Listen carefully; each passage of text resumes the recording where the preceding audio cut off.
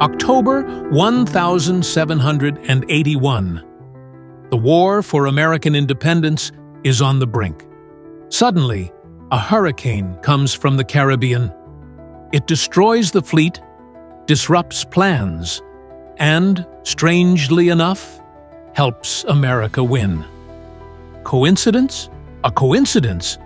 Or did nature itself intervene in the course of history? Today we'll tell you how one storm changed the fate of an empire and gave the world a new country. There are times in history when intervention seems almost divine. When chance works not on logic, but on fate.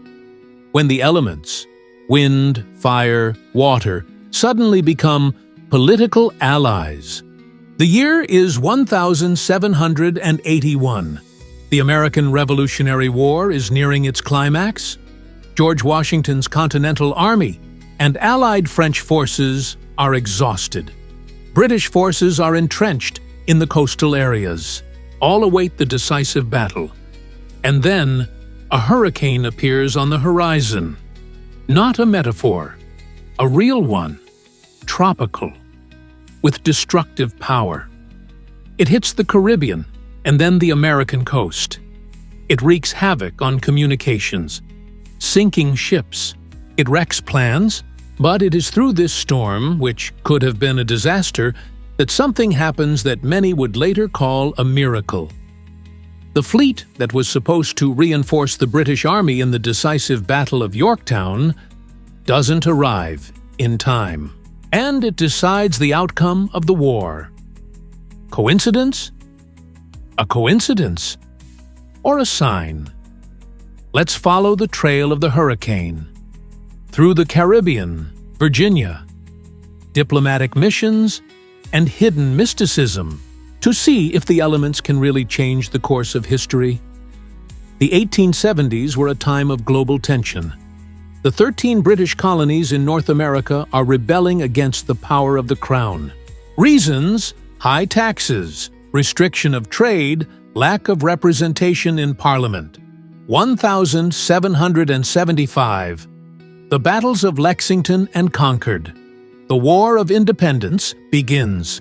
George Washington is commander of the Continental Army. At first, the war is fought with mixed success. The British have a professional army, navy, experience. The Americans have motivation, local knowledge, and popular support. But without outside help, the U.S. chances are slim. The turnaround comes in 1778, when France officially enters the war on the side of the rebellious colonies. Later, Spain joins in as well. This turns the conflict from a localized one into a global confrontation of empires. Meanwhile, a decisive scene is maturing on the east coast of America. Yorktown, Virginia. Yorktown becomes a place where the interests of all sides collide. On one side is the British Army under Lord Cornwallis, entrenched in the town. On the other are Washington's Continental forces and General Rochambeau's French troops. At sea, a fleet that could change everything. In the summer of 1781, Washington and Rochambeau launch a covert operation to secretly move the army from New York to Yorktown, traveling great distances. The plan is risky, dependent on synchronization with the Navy.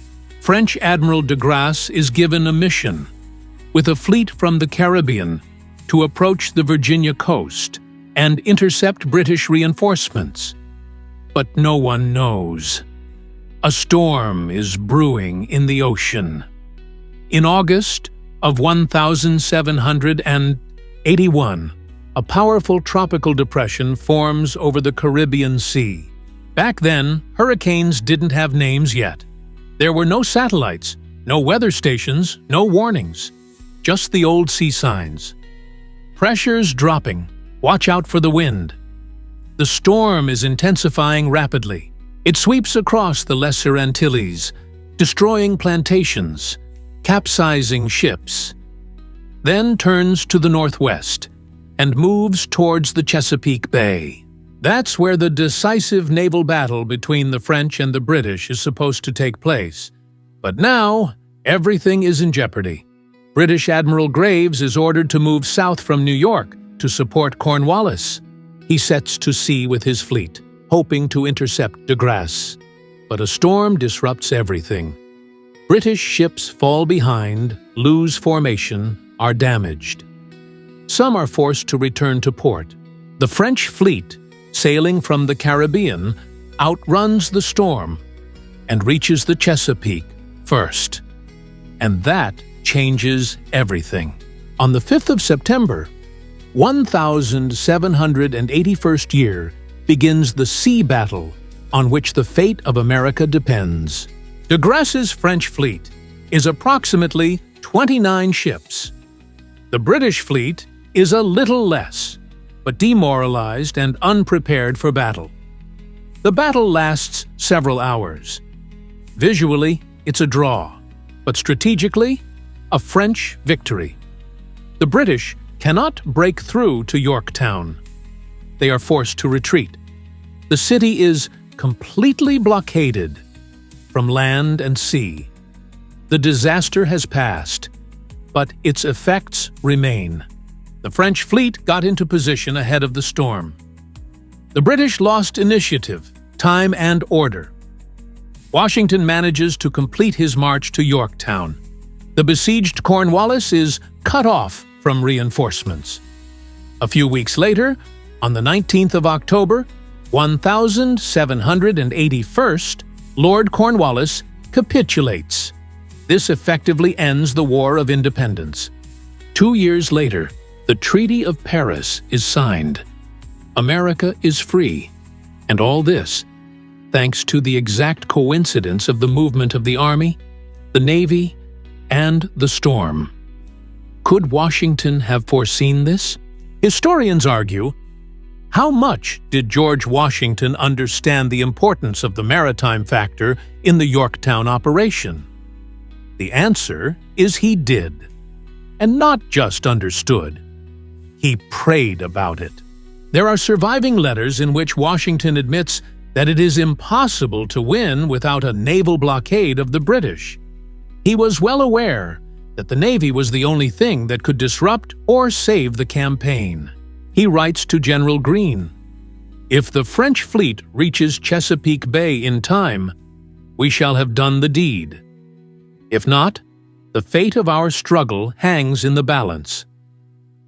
But he couldn't predict the weather, and he certainly couldn't order a hurricane to disrupt the British plans. Yet that is exactly what happened. François-Joseph Paul de Grasse, an admiral in the French Navy, played an invaluable role in the American victory. He was the one who decides to take the risk and send ships from the Caribbean to the Chesapeake. According to contemporary accounts, he had alternative orders to help in New York or to protect French interests in the West Indies. But he chooses the riskiest route and gets ahead of the British. Did he have premonitions? Did he regard the wind as an ally? We do not know, but there are lines in the memoirs of his officers. "We went with the wind, and it felt as if fate itself was driving us in the right direction." Perhaps it's true. Fate was on their side. But there is always room for doubt in history. Here's the amazing thing. In American history, hurricanes have repeatedly influenced the outcome of events. In 1699, when the first English colonists tried to establish a colony at Jamestown, a hurricane drove back a Spanish fleet that was on its way to destroy them. The colony survived. In 1916, a year before the United States entered World War I, a major hurricane hit New York City and paralyzed trade with Europe. Economists believe this is what precipitated the breakdown of trade ties with Germany. In 1962, Hurricane Alma nearly derailed the nuclear escalation between the US and USSR during the Cuban Missile Crisis. It delayed the withdrawal of the fleet, gave the parties an extra day, and negotiations began. What is it? Just climate? Or induced chaos that allows stories to take a new trajectory? In a hurricane, as in war, you can't calculate everything. You can be stronger. You can be better prepared. But if the wind turns against you, you lose everything. The American Revolution is a fragile thing. Luck, allies, timing, it was all on the line, and then the elements intervened. It gives us cause to wonder, how many events in history have been actually caused by coincidence rather than strategy? And even more profoundly, what if coincidence is not coincidence? Some contemporaries of those events said that God was on the side of the Americans. Preacher John Witherspoon, a signer of the Declaration of Independence, claimed that the storm was the finger of heaven sweeping away tyrants. A pamphlet circulated in Virginia. The elements have spoken. Freedom is coming. Even ordinary soldiers wrote home, "Heaven is fighting for us." It's not just poetics. It's an interpretation of reality. When you're in a trench and suddenly the enemy's fleet doesn't come, you don't think of cyclone fronts. You think, we had help. And that belief becomes part of the nation. After the victory at Yorktown, Americans didn't forget about the storm.